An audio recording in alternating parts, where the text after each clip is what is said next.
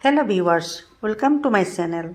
এইটো এটা পকৰাৰ recipe, chicken pakora.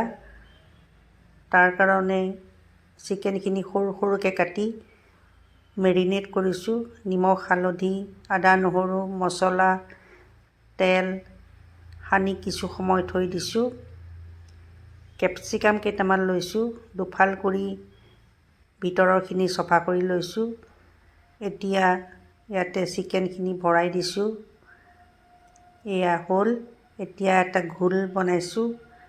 বেচন, পিঠাগুড়ি, বেকিং পাউডাৰ, নিমখ সকলো দিছোঁ। এইদৰে লেটিয়াই পেলাই তেলত ভাজিছোঁ। গেছৰ ফ্লেমটো মিডিয়াম বা ল' কৰি থ'ব। লাহে লাহে চিকেনখিনি সিজিব। খাবলৈ খুবেই সোৱাদ। Thank U.